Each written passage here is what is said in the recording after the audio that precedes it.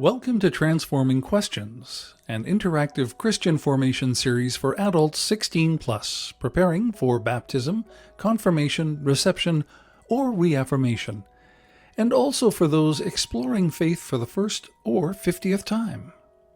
Episode 6. Does God answer prayer? One of the most frequent questions priests are asked is, does God answer prayers? It's a tough question, because a person asking that question is usually a person in pain. The person is typically struggling with something difficult and is suffering, and we must always tread carefully in tending the hearts and souls of those who are suffering and in pain. But it is also a tough question because it centers on a misconception about what prayer is and what prayer is for. Most of us, most of the time, see prayer as something we do on Sundays, that thing we do when we go to church, but not something that's involved in our daily lives. Something we do by rote, like checking a task off a long to-do list. Sometimes a routine grace before meals or a set bedtime prayer like, "Now I lay me down to sleep," can become routine.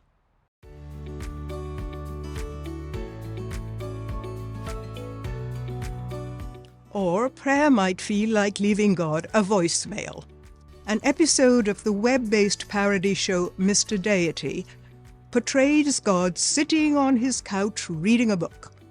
He picks up his cell phone and calls his voicemail. It informs him he has 2,999,672,581 voicemails. He starts listening to a few of them. A grace, someone in the hospital, someone using the Lord's name in vain, and then just deletes all the messages. We think of praying as leaving a voicemail. No one is listening, and maybe if we leave a message, God will get back to us. A holy vending machine. We say our prayers, like putting our money in the machine. We press the buttons, and we want our candy bar to come out.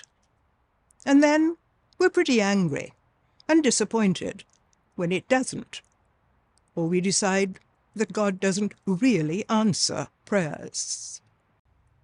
But none of those things is how the Bible and Jesus describe and see prayer. In the Bible, prayer is central, foundational, the most important activity in our lives. All throughout the Bible, we have examples of people who see prayer not as an isolated action or a rote response or a voicemail or a vending machine, but as a way of life. Prayer is first mentioned in Genesis 4:26. At that time, people began to invoke the name of the Lord. From there, we have countless examples of prayer throughout Scripture. People are frequently described as praying, and sometimes were even given the text of their prayers. When the land finally dries after the flood, the first thing Noah does is offer prayers to God. As soon as Moses and the Israelites safely cross through the Red Sea, they pray to God in song.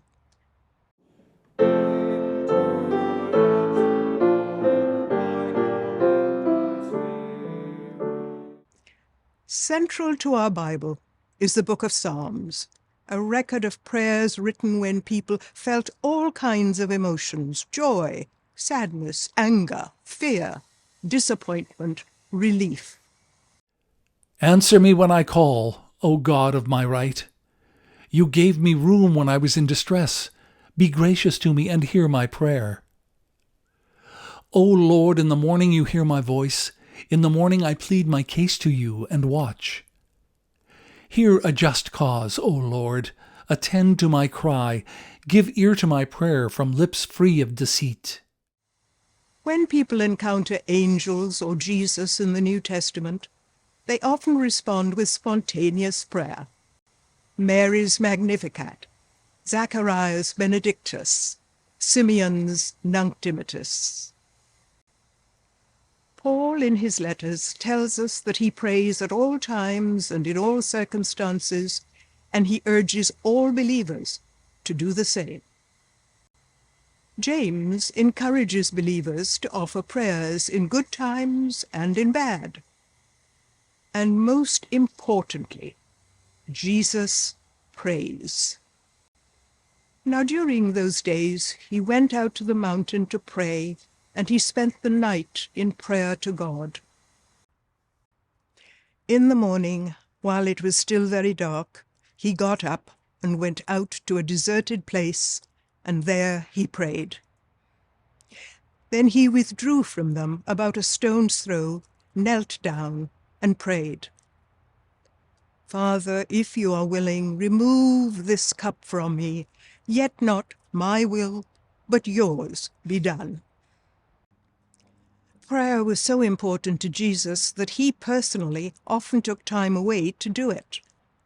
It wasn't just something he recommended for others, or only for the disciples, but something he did often.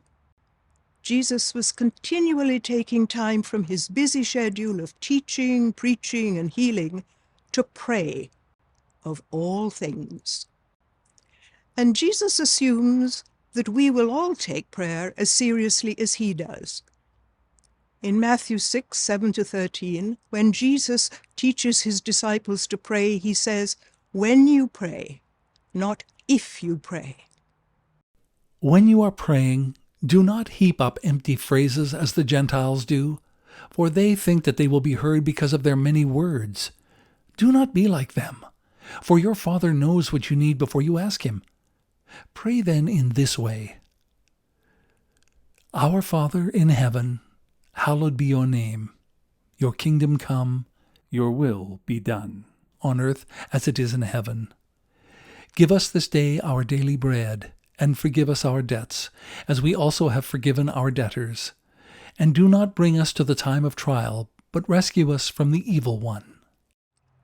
Jesus, by his life and teaching, tells us that prayer is not a once-a-week obligation, something we check off a list, a voicemail that we leave, or a holy vending machine, but a conversation that takes place in relationship. Conversation and relationship. That's prayer. Prayer is a conversation, and prayer is a part of our relationship.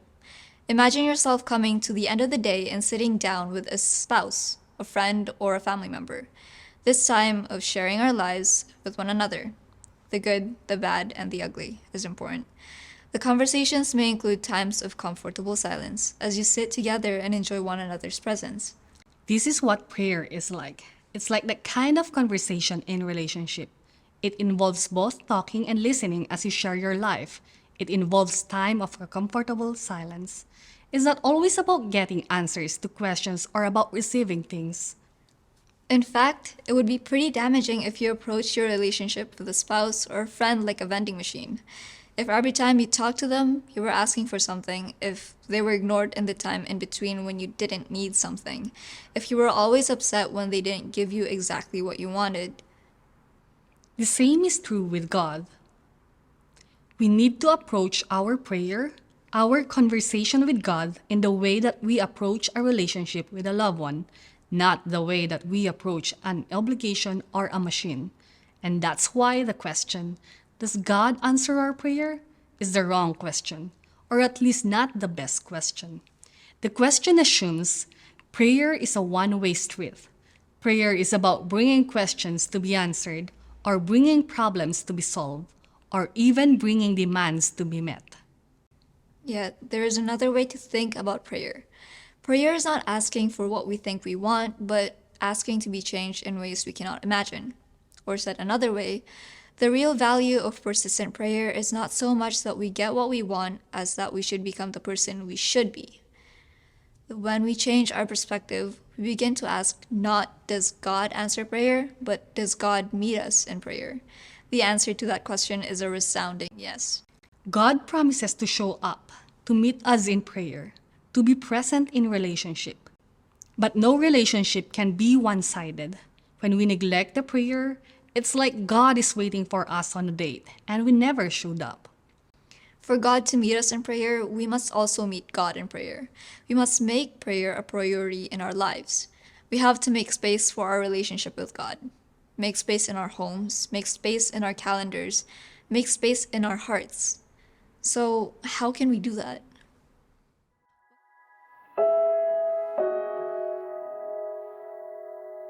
So here are some ways for making prayer possible: the when, where, who, what, and how. Set a time. Just like everything else, you have to make time for prayer. It's not going to happen if you aren't intentional. Any relationship will wither and die if you don't intentionally set aside time to be together. A relationship with God is no different. Set aside a specific amount of time to pray, 10, 15, 30 minutes. Start small. After some practice, work to increase your time. Pick a time of day that works for you. First thing in the morning before everyone is up, last thing at night, while you're in the car, lunch break. Know yourself and your rhythms. Find a place. It's hard to pray if you're being consistently interrupted or if the place you are isn't conducive to prayer. Whether it is having a special chair or dedicated prayer area, set a mood by lighting a candle or ringing a bell, or simply being outside, choose a place that works for you. Keep a list. Some prayers will come unprompted, things you didn't even know you were thinking about. But you also might need your memory jogged. Keep a list of people or things you have been asked to pray for. You could even start with a church prayer list. When something arises during your day or week that is troublesome or delightful, jot yourself a note. This can serve as a reminder to share that thing with God during your prayer time. Allow time for unprompted prayer as well. Don't stop praying as soon as you've gotten through your list. Some of the things that we most need to talk to God about arise when we allow time for silence. Find ways of prayers that work for you and try new ways too. There are lots of ways to prayer. Praying is to respond to God by thought and by deeds, with or without words. Spoken prayer can take many forms: adoration, praise, thanksgiving, penitence, oblation, intercession, and petition. Our prayers need not and should not only be a list of requests for ourselves or on behalf of others. We should spend time enjoying God's presence, thanking God for blessings, confessing to God our failures, offering ourselves fully to God, and bringing our needs and the needs of others into God's presence. Many people find the ACTS form of prayer helpful. That's an acronym for adoration, contrition, confession, thanksgiving, and supplication. Supplication is a seldom used word for asking.